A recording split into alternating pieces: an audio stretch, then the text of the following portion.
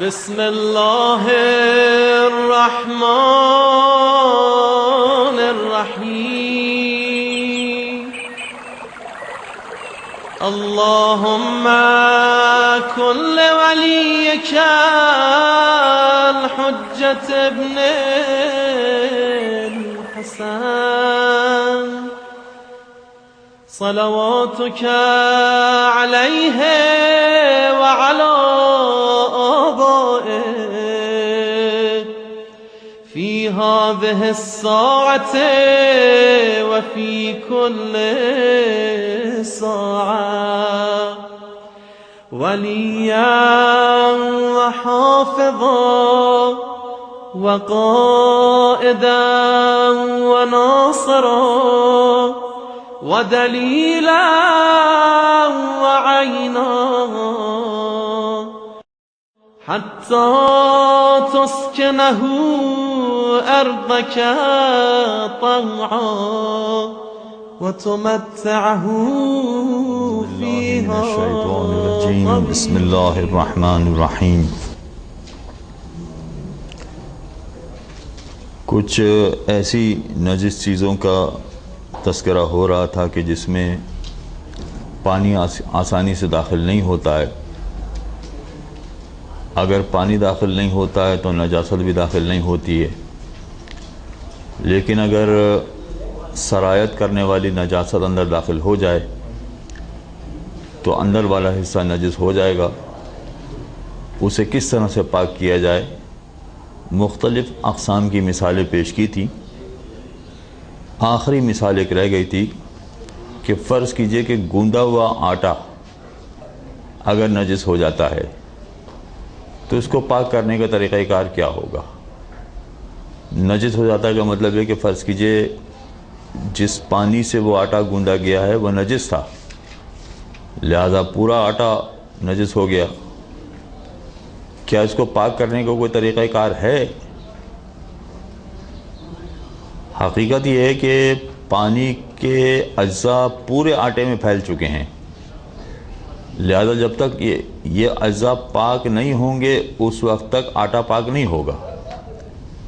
تو کیا طریقہ کار ہو سکتا ہے اس کے پاک کرنے کا؟ تو بعض علماء نے کہا کہ یہ پاک نہیں ہو سکتا ہے، اس کا پاک کرنا ممکن نہیں ہے. لیکن آیت اللہ سیستانی ایک طریقہ کار بتا رہے ہیں پاک کرنے کا. وہ یہ کہ فرض کیجئے کہ گوندا ہوا آٹا ہے، اس گوندے ہوئے آٹے کی پہلے آپ روٹیاں بنا لیں. روٹیاں بنا لے کا مطلب روٹیاں پکا نہ لیں، فقط بیل لیں. اس کو روٹیاں بیل لیں اور بیلنے کے بعد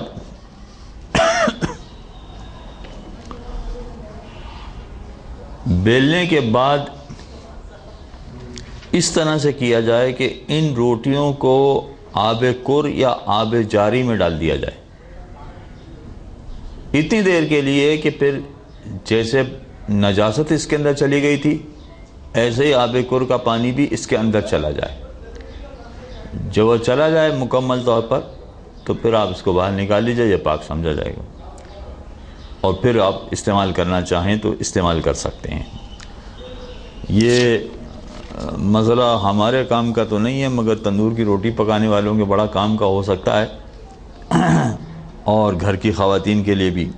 آج کل تو یہ بڑا ایک کاروبار بھی ہے، چنانچہ اگر نقصان سے بچانا ہے تو طریقہ کار یہی ہوگا.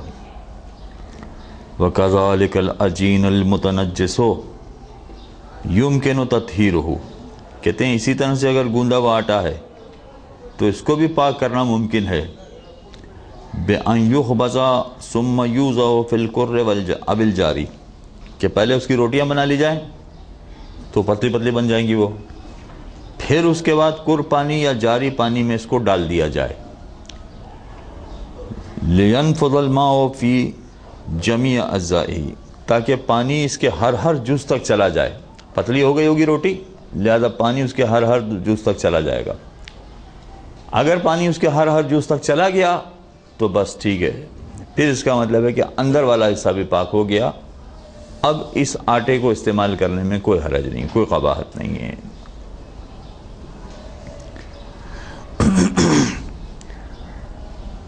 یہ کھانے پکانے والوں کے حوالے سے ایک اہم مسئلہ تھا، مگر گھر والوں کے حوالے سے ایک اور اہم مسئلہ یہ ہے کہ اگر کپڑے دھوتے ہیں تو ان میں سے رنگ نکلتا ہے، تو عام طور پر سوال کیا جاتا ہے کہ کیا رنگ دار کپڑا جس میں سے رنگ نکلتا ہو، ایسا کپڑا پاک ہو سکتا ہے کہ نہیں ہو سکتا ہے؟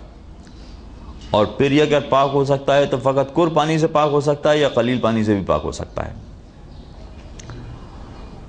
کر پانی سے بہت سارے علماء کے یہاں پاک ہو سکتا ہے، مگر اس کا ایک طریقہ کار ہے، وہ یہ کہ جب یہ کپڑا ایسا ہے کہ جس کو نچوڑنے کی ضرورت نہیں ہے، جیسے فرض کیجئے کہ کر پانی سے اس کپڑے کو دھویا جا رہا ہے، اور یہ ایسا کپڑا ہے کہ جس کو ایک ہی مرتبہ دھونا کافی ہے، ایک ہی مرتبہ اگر دھویا جائے گا تو یہ پاک ہو جائے گا، وہ کیسے ہوگا؟ ایک مرتبہ دھونا کافی کب ہوتا ہے؟ جی آغا ساجد آپ بتا سکتے ہیں؟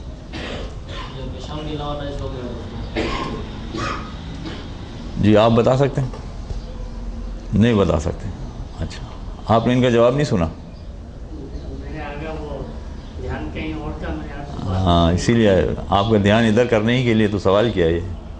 جی آپ بتا سکتے ہیں؟ نہیں معلوم ہے آپ کو؟ جی سائیں، ہاں صحیح، کہ پیشاب کے علاوہ کسی اور چیز سے اگر نجس ہوا ہے تو کپڑا ایک ہی دفعہ میں پاک ہو جائے گا، ایک ہی دفعہ میں پاک ہو جائے گا کا مطلب ہے کہ چونکہ ہم اس کو کر پانی سے دھو رہے ہیں، اور کر پانی سے دھونے میں نچوڑنا ضروری نہیں ہے، بہت سارے علماء کے نزدیک نچوڑنا ضروری نہیں ہے، خود آغا سیستانی بھی ہیں کہ اگر کر پانی سے دھویا جا رہا ہے تو اس کو نچوڑنا ضروری نہیں ہے، لہذا ایک ہی مرتبہ دھونا کافی ہو جائے گا۔ تو اب یہ کہہ رہے ہیں کہ دیکھیے جو رنگ والا کپڑا ہے اس کو پاک کرنے کا طریقہ کار یہ ہے کہ پہلے یہ دیکھنا پڑے گا کہ جب اس میں پانی ڈال رہے ہیں اس کپڑے پر، تو ایک تو ہوگا عمل پانی اس میں داخل ہونے کا، اور دوسرا عمل ہوگا پانی نکلنے کا، یعنی ہم جب نچوڑیں گے تو پانی نکلے گا، جب ہم نچوڑتے ہیں تو رنگ نکلتا ہے کپڑے میں سے، اگر کپڑے میں سے بہت زیادہ رنگ نکل رہا ہے، اتنا زیادہ کہ جس کی وجہ سے اب نکلنے والا پانی آب مضاف بن گیا، تو نہیں ہو سکتا تھا پاک۔ مگر یہ کہہ رہے ہیں کہ جب ہم نے پانی ڈالا، ابھی نچوڑا نہیں، پانی ڈالا، پورا کپڑا بھیگ گیا، پورا کپڑا بھیگ گیا کا مطلب یہ ہوا کہ پانی جو اندر گیا ہے یہ خالص اور مطلق پانی گیا ہے، اور مطلق پانی کپڑے کے ہر حصے میں پھیل گیا ہے، فقط مطلق پانی کا ہر حصے میں پھیل جانا اس کو پاک بنا دے گا، اس لیے کہ اس کپڑے کو نچوڑنے کی ضرورت تو ہے نہیں۔ ہاں یہ ضرور ہے کہ کپڑے کے ہر حصے تک مطلق پانی جانا چاہیے، خالص پانی جانا چاہیے، اس لیے کہ اگر پانی مضاف ہو گیا، جیسے ہی ہم نے پانی ڈالا، یہ کپڑا ایسا تھا کہ جو بہت زیادہ رنگ نکالنے والا تھا، جیسے ہی ہم نے پانی ڈالا، پانی ڈالتے ہی یہ پانی اگر مضاف ہو گیا تو پھر نہیں، اس لیے کہ مضاف تو کسی چیز کو پاک نہیں کرتا ہے، اس لیے کہہ رہے ہیں کہ رنگدار کپڑے کو پاک کرنے کا طریقہ کار یہ ہے کہ جب اس پہ پانی ڈالا جائے تو پانی جب اندر جا رہا ہے اور پھیل رہا ہے، اس دوران میں اگر پانی خالص رہتا ہے، مطلق رہتا ہے، تو ایسی صورت میں پاک ہو جائے گا، کثیر پانی سے اس کو نچوڑنے کی بھی ضرورت نہیں ہے، بات ختم ہو گئی۔ لیکن قلیل پانی سے کیا ہوگا؟ کہتے قلیل پانی میں بھی یہی مسئلہ ہے کہ جب پانی جا رہا ہے اس وقت خالص پانی رہا، مطلق رہا، تو کوئی حرج نہیں ہے، یہ بھی پاک ہو سکتا ہے، مگر اس میں کیا ہے کہ اس میں نچوڑنا بھی پڑے گا۔ قلیل پانی سے جو کپڑا پاک کیا جائے گا اس کو نچوڑنا لازمی ہے، اس کو نچوڑنا پڑتا ہے، جو چیز نچوڑنے والی ہے اس کو نچوڑنا پڑتا ہے، خالی کپڑے کو نہیں، لہذا اس کو نچوڑنا پڑے گا۔ اب نچوڑیں گے ہم تو اب یہ دیکھنا پڑے گا کہ نچوڑنے کے بعد جو پانی نکل رہا ہے، اس پانی کو مطلق کہا جا رہا ہے یا مضاف کہا جا رہا ہے؟ کیا کہا جا رہا ہے؟ اگر نکلنے والا پانی بھی مطلق کہا جائے تو قلیل پانی سے بھی یہ پاک ہو گیا، ہو جائے گا پاک، اور نکلنے والا پانی اگر یہ مضاف بن گیا تو پھر نہیں، پھر یہ پاک نہیں ہوگا، اس لیے کہ نکلنے والا پانی بھی مطلق رہنا چاہیے، تب جا کے وہ قلیل پانی سے ہو سکتا ہے۔ اچھا، خالص پانی کی پہچان یہ بتائی تھی کہ جس کو مضاف نہ کہا جائے. مطلق پانی وہ ہوتا ہے کہ جس کو مضاف نہ کہا جائے. مضاف نہ کہا جائے تو اب ایک سوال ہے، سارے توجہ کریں اس لیے کہ کسی سے بھی سوال ہو سکتا ہے. سوال کا مطلب سوال کا جواب ہم نہیں دینا، سوال کا جواب آپ کو دینا ہے. اب یہ سوال ہے، سوال یہ ہے کہ جب مرنے والے کو غسل دیا جاتا ہے تو 3 غسل دیے جاتے ہیں. ایک بیری کا پانی کا غسل، ایک کافور کے پانی کا غسل، اور ایک خالص پانی کا غسل. 3 غسل دیے جاتے ہیں. تو جب بیری کے پانی کا غسل دیا جائے گا تو یہ جو بیری والا پانی ہے اس کو ہم مطلق پانی کہیں گے یا مضاف پانی کہیں گے؟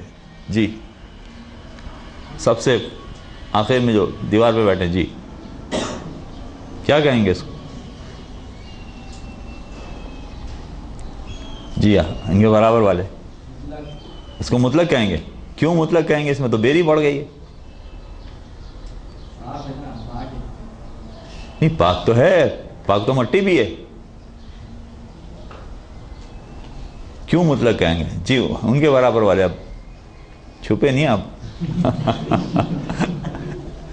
نہیں معلوم ہے آپ ان کے برابر مضاف کہیں گے اس کو، اس لیے کہ بیری پڑ گئی اس میں. بیری کے پتے پر یہ بیری کے اس وجہ سے مضاف کہیں گے. دیکھیں آپ مضاف کہیں تب بھی آپ سے سوال ہوگا، آپ مطلق کہیں گے تب بھی آپ سے سوال ہوگا. سوال تو ہوگا آپ سے. جی ان کے برابر والے. اچھا، کیوں مضاف کہیں گے؟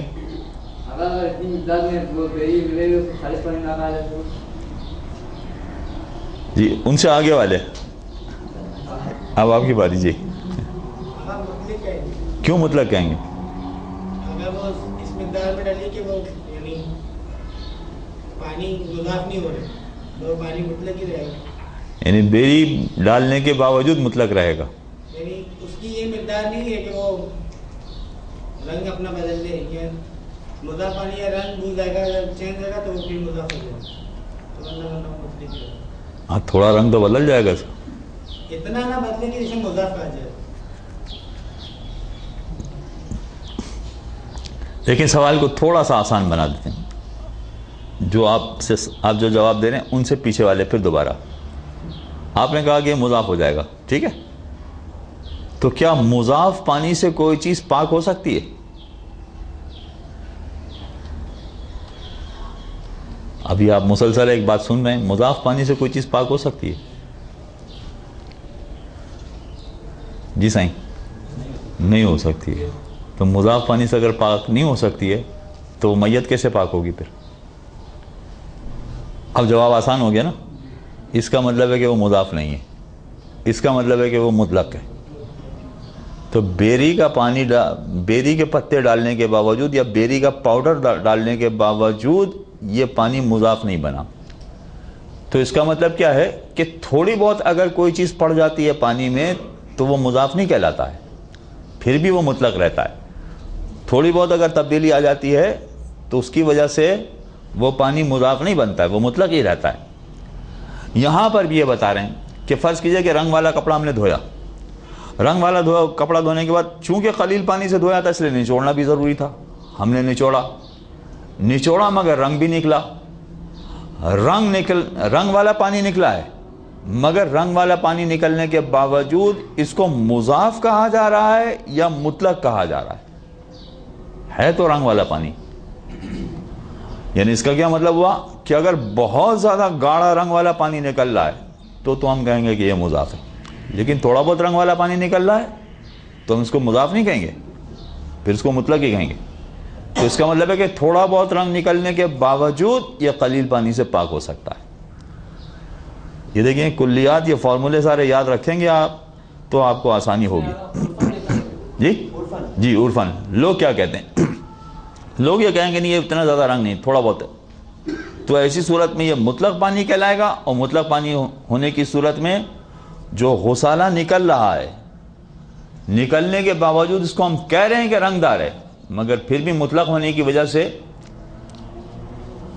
قلیل پانی سے بھی اس طرح کا کپڑا پاک ہو جائے گا. یہ فرق اچھی طرح سے پیش نظر رکھیے تو آپ دوسروں کو بھی اچھی طرح سے سمجھا دیں گے، ورنہ معاملہ بڑا گڑبڑ ہو جائے گا. وہ نیم ملا والا معاملہ بہت گڑبڑ ہوتا ہے، اس لیے پکے ملا والا آپ درس سیکھیں. الصوب المسوغ بالسبغ المتنجس یطہر بالغسل بالماء الکثیر. اب کہتے ہیں کہ اگر کوئی رنگ دار کپڑا جو متنجس رنگ سے نجس ہو گیا ہے، یہ والا کپڑا بھی پاک ہو سکتا ہے اگر اس کو کثیر پانی سے دھویا جائے. ہے رنگ والا کپڑا، رنگ نکلے گا، مگر کثیر پانی سے دھویا جائے تو یہ پاک ہو سکتا ہے. کب؟ اذا بقى الماء على اطلاقه الى ان ينفذ الى جميع اجزائه ويستولي عليها. جب ہم اس پر کور پانی ڈال رہے ہیں، نل ہے، نل کے نیچے اس کپڑے کو دھو رہے ہیں، تو نل سے جو پانی آ رہا ہے یہ کور پانی ہے. جب نل کے نیچے ہم نے اس کپڑے کو رکھ دیا تو یہ پانی پورے کپڑے پر پھیل جائے، پورے کپڑے تک پہنچ جائے اور پورے کپڑے پر غالب آ جائے، وہاں تک اس کپڑے میں رنگ نہ نکلے، فقط رنگ نہ نکلے تو کوئی حرج نہیں ہے. پھر اس کا مطلب ہے کہ یہ کپڑا پاک ہو گیا. فقط پانی کا تمام مقامات پر پہنچ جانا اس کپڑے کو پاک کر دے گا. ہاں البتہ یہ ضرور ہے کہ اگر کپڑے میں کوئی نجاست لگی تھی، مثلا خون کی نجاست لگی تھی تو وہ آپ نے پہلے دھو لی، پاخانے کی بچے کی نجاست لگی تھی تو مثلا صابن وابن سے اس کو دھو لیا، تو جب آپ نے اس کو صابن سے دھویا ہے اس وقت اس کا رنگ نکل رہا ہے، دھوتے وقت رنگ نکل رہا ہے، خصوصاً جب صابن لگائیں گے تو رنگ نکلے گا. لیکن ایک مرتبہ آپ نے اس کو دھو لیا، نجاست ختم ہو گئی. اب فقط پاک کرنے کے لیے جو پانی آپ اس میں ڈال رہے ہیں تو فقط پانی کا وہاں چلا جانا اس کو پاک بنا دے گا. اگر اس میں رنگ نہیں نکل رہا ہے، آپ نچوڑیں گے تو رنگ نکلے گا، مگر نہیں نچوڑ رہے ہیں تو کوئی رنگ نہیں نکل رہا ہے، تو فقط پانی کا وہاں تک پھیل جانا وہ اس کو پاک کر دے گا. یہ ہو گیا کور پانی سے پاک کرنے کا طریقہ. بل بالقلیل ایضاً، بلکہ قلیل پانی سے بھی پاک ہو سکتا ہے. اذا كان الماء باقيا على اطلاقه الى ان يتم اثره او ما بحكمه. کہتے ہیں قلیل پانی سے پاک کرنے میں ایک شرط اور بھی ہے کہ فقط پانی کا پہنچ جانا کافی نہیں ہے. پانی پہنچ جائے اور اس کے بعد آپ اس کو نچوڑیں. جب نچوڑیں پانی تو وہ پانی اگر مطلق نکل رہا ہے، نچوڑا ہوا دھون اگر مطلق پانی کے کہلا رہا ہے تب بھی یہ پاک ہو جائے گا. قلیل پانی سے آپ نے دھویا ہے تب بھی پاک ہو جائے گا. یا تو آپ اس کو نچوڑیں یا واشنگ مشین میں مثلا ڈالیں اور وہ اس کو صاف کر دے. جو پانی نکلے وہ پانی اگرچہ رنگ دار ہے مگر اس کے باوجود اگر مطلق کہا جا رہا ہے تو قلیل پانی سے بھی یہ پاک ہو جائے گا. ولا ينافي في الصورتين التغير بوصف المتنجس مطلقا. اچھا فرض کیجئے کہ کپڑا خون سے نجس ہوا تھا، ہم جس کپڑے کو دھو رہے ہیں یہ کالا کپڑا ہے، ہم نے کپڑے کو دھویا ایسا کہ جو خون والا تھا، جو مطلب ماتم واتم کے نشانات پڑے تھے اور یہ خون والا کپڑا تھا، ہم نے اس کو دھو لیا، خون سارا صاف ہو گیا. اب اس کے بعد جب قلیل پانی سے اس کو پاک بھی کر رہے ہیں تو کیا شرط ہے اس کے لیے کہ قلیل پانی پورے حصے میں پہنچے، اور پہنچنے کے بعد ہم اس کو نچوڑیں تو نچوڑنے کے بعد پانی مطلق نکلنا چاہیے. اب پانی مطلق کا مطلب ہے رنگدار تو ہے، اس میں سے کالا کالا رنگ تو نظر آ رہا ہے مگر ہلکا کالا ہے، ہلکا کالا نظر آ رہا ہے. تو اب یہاں دو چیزیں ہوں گی، ایک خون تھا جو عین نجس تھا، اور ایک یہ کپڑا ہے جو خون کی وجہ سے نجس ہوا ہے جس کو کہیں گے متنجس. تو متنجس کی صفت اس پانی میں آ رہی ہے. متنجس کی صفت کیا تھی؟ کالا. وہ صفت پانی میں بھی آ رہی ہے کہ پانی بھی تھوڑا سا کالا ہے. کہتے ہیں اگر یہ صفت پانی میں نکل رہی ہو تو کوئی حرج نہیں، اس سے فرق نہیں پڑتا ہے. اگر متنجس کی کچھ صفتیں اس پانی میں شامل ہو رہی ہوں تو اس سے فرق نہیں پڑتا ہے. کور پانی میں دھونے میں بھی اور قلیل پانی سے دھونے میں بھی، دونوں میں کوئی فرق نہیں پڑتا ہے. لہذا اگر تھوڑا سا کالا پانی ہو جاتا ہے تو کوئی حرج نہیں. البتہ مضاف نہیں ہونا چاہیے، ایسا نہیں کہا جانا چاہیے کہ مضاف ہو گیا ہے، اور وہ بھی قلیل پانی سے دھونے میں. یہ یاد رکھیے کہ جہاں کہیں بھی یہ مسائل پڑھانے پڑے نا آپ کو تو اس وقت آپ کو اچھی طرح سے اس کا مطالعہ کرنا پڑے گا، یا پھر یہ کہ ہماری کیسٹ دوبارہ سننا پڑے گی آپ کو، دو میں سے ایک کام کرنا پڑے گا۔ اللباس او البدن المتنجس بالبول یطہر بغسلہ بالماء الجاری مرۃ واحدہ۔ اب آئیے ایک اہم چیز ہے، مجتہدین کے یہاں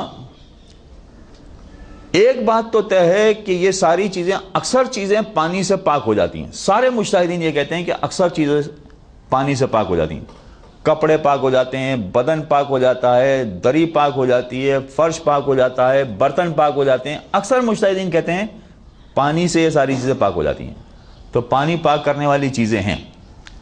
مگر پھر اس میں اختلاف ہے مجتہدین کے درمیان کہ برتن، کپڑے، فرش، دریاں، یہ سب ایک طرح کی چیزیں ہیں، یعنی جیسے ہم ایک چیز کو پاک کریں گے ویسے ہی دوسری ساری چیزیں پاک کریں گے؟ نہیں، اس میں اختلاف ہے، مجتہدین کے درمیان اس میں اختلاف ہے۔ تو جو پاک کرنے والی چیز تھی پانی، اس میں اتفاق ہے کہ یہ سب کو پاک کر سکتا ہے، لیکن جس کو پاک کیا جا رہا ہے اس میں پھر مجتہدین میں اختلاف ہے کہ یہ ساری چیزیں ایک طرح سے پاک ہو سکتی ہیں، یعنی اس کے پاک کرنے کے الگ الگ طریقے ہیں۔ نہیں، اس میں اکثر مجتہدین کہتے ہیں کہ نہیں، الگ الگ طریقے ہیں۔ برتن کو الگ طریقے سے پاک کرنا پڑے گا، دری کو الگ طریقے سے پاک کرنا پڑے گا، لباس کو الگ طریقے سے پاک کرنا پڑے گا۔ حالانکہ ایک ہی پانی ہے جو سب پر پھیرا جا رہا ہے، مگر وہ ایک پانی ایک پر کچھ اثر کرتا ہے، دوسرے پر کچھ اثر کرتا ہے، تیسرے پر کچھ اثر کرتا ہے۔ تبھی تو ہم کو یہ کہا گیا ہے کہ اس کو اس طرح سے پاک کریں گے تو وہ پاک ہوگا، اس کو کہا گیا نہیں تم اس طرح سے پاک کرو گے تو پاک ہوگا۔ چنانچہ یہ بھی سمجھنا ضروری ہے۔ اچھا، آج کل مغربی دنیا میں بھی اس حوالے سے کافی ریسرچ ہوتی ہے، اور خصوصاً جو مسلمان ہوتے ہیں، صاحبان ایمان ہوتے ہیں، جسے قرآن کے بارے میں ریسرچ کر رہے ہوتے ہیں، اور آپ مختلف کتابیں قرآن کے حوالے سے پڑھ رہے ہوتے ہیں کہ قرآن نے 1400 سال پہلے بات یہ کہی تھی، دیکھیے آج سائنسدانوں نے بات ثابت کر دی۔ مثلا بہت ساری چیزیں آپ کو، اور کافی بڑی تعداد میں آپ کو اس طرح کی کتابیں مل جائیں گی آج کل۔ یا ہمارے معصوم نے 1400 برس پہلے یہ والی بات کہی تھی، آج دیکھیے سائنس نے ثابت کر دیا کہ ایسا ہے۔ چنانچہ ایسی باتوں میں بھی ریسرچ ہو رہی ہے کہ وجہ کیا ہے کہ دری کو اگر پانی سے پاک کریں گے تو وہ ایک ہی دفعہ میں پاک ہو جائے گی، مگر اگر لباس کو پاک کریں گے تو اس کو 2 مرتبہ پاک کرنا پڑے گا۔ یہ وجہ کیا ہے؟ تو اس میں ریسرچ کرتے ہیں وہ کہ آخر اس کے ریزن کیا ہے۔ اور اگر برتن کو پاک کرنا چاہیں گے تو اس کو 3 مرتبہ پاک کرنا پڑے گا۔ پانی تو وہی پانی ہے، دری ایک ہی دفعہ میں پاک ہو جاتی ہے، لباس کو 2 مرتبہ کرنا پڑے گا، برتن کو 3 مرتبہ کرنا پڑے گا۔ وجہ کیا ہے؟ وہ باقاعدہ اس میں ریسرچ کر رہے ہوتے ہیں۔ اچھا، یہ ہمارا کام نہیں ہے، اور بہترین طریقہ کار یہ ہوتا ہے کہ آپ اپنا کام بہت شاندار طریقے سے انجام دیں، تو بس یہی کافی ہے، آپ بہت کامیاب طریقے سے لوگوں کی خدمت کر سکیں گے۔ آج کل دنیا اتنی وسیع ہو گئی ہے کہ ہر شعبہ اسپیشلائز ہو گیا ہے، ہر شخص ہر کام نہیں کر سکتا ہے، یہ ناممکن بات ہو گئی۔ اب علم اتنا زیادہ پھیل گیا ہے کہ اب ناممکن ہو گیا ہے کہ ہر شخص ہر طرح کا علم حاصل کر سکے، یہ ممکن ہی نہیں رہا ہے۔ یہ تو ممکن نہیں رہا، فقط دین کے جتنے شعبے ہیں ان سارے شعبوں کا علم بھی اگر ایک آدمی حاصل کرنا چاہے وہ نہیں کر سکتا۔ یعنی اگر ایک ڈاکٹر، وہ ڈاکٹر ہے مگر اس کے باوجود وہ جسم کے ہر حصے کا اسپیشلسٹ بننا چاہے وہ نہیں بن سکتا ہے، اس لیے کہ آنکھوں کا اسپیشلسٹ الگ ہے، ناک کا اسپیشلسٹ الگ ہے، دماغ کا اسپیشلسٹ الگ ہے، ہارٹ کا اسپیشلسٹ الگ ہے، فلاں چیز کا اسپیشلسٹ الگ ہے۔ اب اگر آپ ان سارے اسپیشلسٹ کی اگر تعلیم حاصل کرتے جائیں تو 100 سال تو کہیں نہیں گئے، وہ تعلیم ختم نہیں ہوگی، آپ کی زندگی ختم ہو گئی۔ تو خالی ڈاکٹر ہی بننے میں اگر سارے یہ اس کے اسپیشلسٹ بنتا جائے نہیں کر سکتا، انسان کے بس کی بات نہیں رہی، اتنا زیادہ علم پھیل گیا ہے۔ یہی مسئلہ دینی علوم کے شعبوں کا بھی ہے، دینی علوم کے شعبے اتنے زیادہ پھیل گئے ہیں کہ اگر ایک شخص سارے علم حاصل کرنا چاہے وہ نہیں کر سکتا، وہ حدیث کا بھی ایکسپرٹ ہو، وہ قرآن کا بھی ایکسپرٹ ہو، وہ تفسیر کا بھی ایکسپرٹ ہو، وہ ادبیات کا بھی ایکسپرٹ ہو، وہ فصاحت و بلاغت کا بھی ایکسپرٹ ہو، وہ تاریخ کا بھی ایکسپرٹ ہو، وہ تاریخ تشیع کا بھی ایکسپرٹ ہو، یہ نہیں ہو سکتا۔ انسان اتنی ساری ریسرچ نہیں کر سکتا، ایک ہی انسان اتنی ساری ریسرچ نہیں کر سکتا، ممکن نہیں ہے۔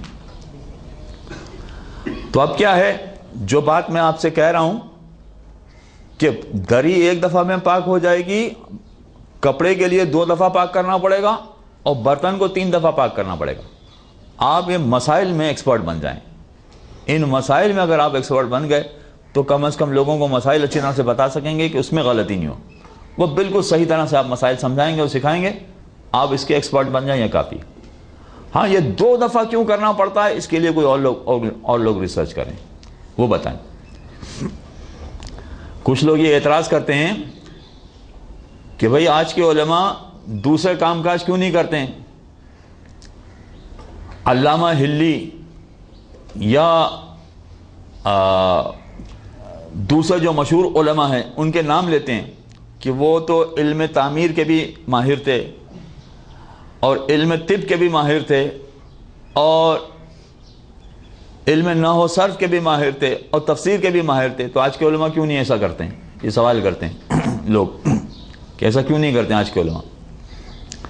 بلکہ آج سے 100 برس پہلے بھی ایسا ہی تھا کہ جو علماء پڑھنے جاتے تھے مدارس میں، وہ عام طور پر یہ دینی علم بھی حاصل کرتے تھے، پھر علم طب بھی حاصل کرتے تھے، وہ ڈاکٹر بھی ہوتے تھے، اور اسی طرح سے خطاطی اس کا علم بھی حاصل کرتے تھے، وہ اچھی لکھائی کا اس کا علم بھی حاصل کرتے تھے۔ تو سوال کرتے ہیں کہ آج کے علماء کیوں نہیں کر سکتے؟ یہ فقط یہ علماء ہی پر یہ اعتراض ہوتا ہے، ڈاکٹر سے یہ نہیں پوچھا جاتا ہے کہ بھائی تم آنکھ کے ڈاکٹر ہو تو دل کے ڈاکٹر کیوں نہیں ہو؟ تم اگر دل کے ڈاکٹر ہو تو دماغ کے ڈاکٹر کیوں نہیں ہو؟ اگر دماغ کے ڈاکٹر ہو تو کان کے ڈاکٹر کیوں نہیں ہو؟ بھائی تم ڈاکٹر ہو، تم علاج کرو، نہیں؟ ایک ہی ڈاکٹر ہے اور وہ ایک ہی جسم کا علاج کر رہا ہے مگر نہیں کر پا رہا ہے۔ آج علم بہت پھیل گیا ہے، بہت زیادہ پھیل گیا ہے، چنانچہ اگر کسی بھی انسان کو ترقی حاصل کرنی ہے تو وہ اپنے شعبہ کا ماہر ترین بنے، بس کافی ہے۔ وہ اپنے شعبے کا ماہر ترین بن گیا، اسی میں وہ اپنے کمال کو پہنچ جائے گا۔ لہذا یہ اب دوسروں کو چھوڑنا چاہیے کہ وہ تحقیق کریں۔ اب علماء کا کام تھا کہ وہ بتائیں کہ معصومین نے یہ ارشاد فرمایا ہے جو علماء بیان فرما رہے ہیں، یعنی مجتہدین بیان کر رہے ہیں۔ معصومین نے بیان فرمایا ہے کہ دری 1 مرتبہ میں پاک ہوتی ہے، کپڑے 2 مرتبہ میں پاک ہوتے ہیں، اور برتن 3 مرتبہ میں پاک ہوتے ہیں۔ یہ علماء نے تحقیق کی ہے، پڑھا ہے، جمع کیا ہے روایات کو، اس کا خلاصہ بنا کے اب آپ کے سامنے پیش کیا۔ علماء نے اپنا کام ختم کر لیا، اب آپ تحقیق کریں۔ جو تحقیق کرنے والے اب ان کی ذمہ داری ہے، وہ تحقیق کریں کہ ایسا کیوں ہے، 1 مرتبہ کیوں، 2 مرتبہ کیوں، 3 مرتبہ کیوں، اب یہ ان کا کام ہے۔ چنانچہ ہر شخص اپنے اپنے شعبے میں مہارت حاصل کرے۔ تو اب یہاں جو مسئلہ شروع ہو رہا ہے وہ اسی انداز کا ہے۔ کہتے ہیں کہ اگر بدن اور لباس کا مسئلہ ہے تو یہ باقی چیزوں کو پاک کرنے سے الگ ہے۔ بدن اور لباس الگ طریقہ ہے پاک کرنے کا، باقی چیزوں کا الگ طریقہ ہے۔ کہتے ہیں کہ اگر یہ جاری پانی سے پاک کریں تو چاہے پیشاب سے بھی نجس ہو گیا ہو بدن یا لباس، 1 دفعہ پاک کرنا کافی ہے، 1 ہی دفعہ میں پاک کریں گے پاک ہو جائے گا۔ ولا بد من غسلہ مرتین اذا غسل بغیر الجاری حتی فی الغسل بماء المطر علی الاحوط وجوبا۔ ہاں، لیکن جاری پانی کے علاوہ، اچھا جاری پانی اس کی وہ تفصیل بہت پہلے آ چکی تھی پانی کی اقسام میں۔ جاری پانی جس کا کوئی منبع ہوتا ہے جہاں سے وہ نکلتا ہے، چشمہ ہے وہ، یا مثلا پہاڑوں سے آ رہا ہے وہ جاری پانی کہلاتا ہے۔ اس پانی کی طاقت یہ ہے کہ لباس اور بدن کو 1 ہی دفعہ میں وہ پاک کر دے گا، چاہے وہ پیشاب سے نجس ہوئے ہوں۔ اس پانی کی طاقت سب سے زیادہ ہے، جاری پانی کی طاقت۔ لیکن جاری کے علاوہ دوسرے پانی، مثلا کر پانی، یہ 1 دفعہ میں پاک نہیں کر سکتا ہے، 2 دفعہ پاک کرنا پڑے گا، تب جا کے لباس پاک ہوگا، تب جا کے بدن پاک ہوگا۔ اچھا، کر پانی کے مقابلے میں ایک تیسرا پانی ہے بارش کا پانی۔ کہتے ہیں بارش کے پانی کے بارے میں احتیاط واجب ہے کہ یہ بھی 2 مرتبہ میں پاک کرے گا، 1 مرتبہ میں پاک نہیں کر سکتا یہ، مگر احتیاط واجب ہو گیا یہ۔ جی کسی بھی چیز سے نجس ہوا ہو بدن اور لباس یا فقط پیشاب سے، تو اس کا مسئلہ ہے؟ ہاں، سوال ان کا یہ ہے کہ بدن و لباس کسی بھی چیز سے نجس ہوا ہو یا پیشاب سے۔ پیشاب کا تذکرہ بطور خاص اس لیے کیا جاتا ہے کہ اس کو پاک کرنے کے لیے سب سے زیادہ محنت کرنا پڑتی ہے، سب سے زیادہ مرتبہ دھونا پڑتا ہے، لیکن باقی کسی چیز کے لیے ایسا نہیں کرنا پڑتا ہے۔ باقی کسی بھی چیز سے نجس ہو جائے بدن اور لباس، وہ ایک ہی دفعہ میں پاک ہو جائے گا، اور ایک ہی دفعہ میں پاک ہو جائے گا کر پانی سے بھی۔ فقط پیشاب ایسی چیز ہے کہ جو ایک دفعہ میں پاک نہیں ہوگا، اس کو 2 دفعہ پاک کرنا پڑے گا۔ تو کر پانی سے تو 2 مرتبہ پاک کرنا پڑے گا، مگر کہہ رہے ہیں جاری سے ایک ہی دفعہ میں پاک ہو جائے گا۔ بارش کے پانی سے کہتے ہیں احتیاط لازم ہے کہ 2 مرتبہ، احتیاط واجب ہے کہ 2 مرتبہ پاک کرنا پڑے گا۔ وَأَمَّا غَيْرُهُمَا مِنَ الْمُتَنَجِّسَاتِ،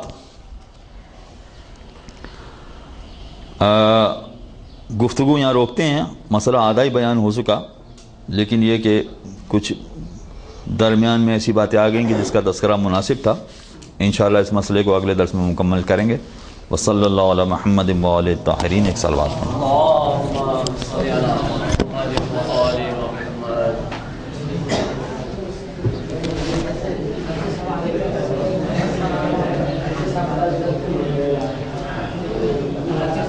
سپر مین بھی فقط فلم میں کر سکتا ہے، حقیقی زندگی میں وہ بھی نہیں کر سکتا یہ والا کام، ناممکن بات ہے، یہ کر ہی نہیں سکتا انسان۔ تو ایک کو کہا جاتا ہے ناممکن۔ دوسرے کے لیے لفظ استعمال کیا جاتا ہے حرج، مگر حرج کا مطلب اردو والا حرج نہیں ہے، یہ بار بار ہم کہہ چکے ہیں، یہ عربی والا حرج ہے۔ اردو والے حرج میں کیا ہے؟ اردو والے حرج میں یہ کہ اگر کسی سے کہا جائے کہ بھئی یہ ایسا نہیں ہو رہا، ارے کوئی حرج نہیں، آپ ایسا کر لیجئے۔ اگر تھوڑی سی کوشش کرتا تو وہ کام کر سکتا تھا، مگر اس کے باوجود کہیں کوئی حرج نہیں، آپ یہ کر لیجئے۔ تو اردو والے حرج کا مطلب بہت معمولی ہے، ذرا سی بھی اگر پریشانی ہو تو آپ بدل دیں اس کام کو اور دوسرا کام کر لیں۔ عربی والے حرج میں ایسا نہیں۔ عربی والے حرج کا مطلب ہے کہ آپ کے لیے اتنا زیادہ دشوار ہو جائے، اتنا زیادہ دشوار ہو جائے کہ جو ناممکن کے قریب ہو، تو پھر آپ کو اجازت ہے کہ آپ بدل سکتے ہیں، اپنے راستے کو بدل سکتے ہیں۔ جب یہ کہا جا رہا ہے کہ اگر کھڑے ہو کر نماز نہیں پڑھ سکتے تو بیٹھ کے نماز پڑھو، تو اس کا مطلب کیا ہے کہ کھڑے ہو کر نماز پڑھنے میں حرج ہو جائے، یعنی تقریباً ناممکن ہو جائے آپ کے لیے، تب جا کے کہا گیا کہ آپ بیٹھ کے نماز پڑھیں۔ یہ ہے عربی والے حرج کا مطلب۔ تو کہہ رہے ہیں چاہے یہاں پر بھی یہی صورتحال ہو کہ حرج ہو، بہت مشکل ہو، بڑا دشوار ہو اس کے لیے، تو کوئی حرج نہیں، اسی نجیس لباس میں نماز پڑھ لے۔ بس ایک چھوٹی سی بات بیان کریں، مسئلہ مکمل نہیں ہوگا، ادھورا رہ جائے گا۔ فَيَجُوزُ لَهُ حِينَئِذٍ أَن يُصَلِّيَ مَعَ النَّجَاسَةِ، تو اس کے لیے جائز ہے کہ ایسی صورت میں نجاست کے ساتھ نماز پڑھ لے۔ وَإِن كَانَ ذَلِكَ فِي صِحَّةِ الْوَقْتِ، اگرچہ وقت میں گنجائش موجود ہے، مگر اس کے باوجود اگر یہ نجس لباس یا نجس بدن کے ساتھ نماز پڑھ لیتا ہے تو کوئی حرج نہیں ہے، اس لیے کہ یہ کر ہی نہیں سکتا ہے، ناممکن ہے تقریباً اس کے لیے، اس لیے اس کو اجازت مل جائے گی۔ اللہ، اب یہ ایک استثناء ہے، اس کا مطلب ہے کہ اب کچھ لوگوں کے لیے الگ بات ہے، مگر یہ الگ بات ہے، اس کا مسئلہ بہت لمبا ہے، اور اس میں ایک لفظ اور بھی آ گیا ہے، تقیہ۔ دوسری لائن میں اگر آپ دیکھیں تو اس میں تقیہ کا لفظ بھی استعمال ہوا ہے، پہلے اس کو بھی سمجھانا پڑے گا، لہذا بہت دیر لگ جائے گی۔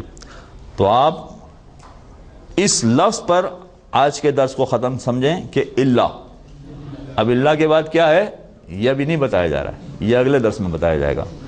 وصلی اللہ علی محمد وآلہ الطاہرین۔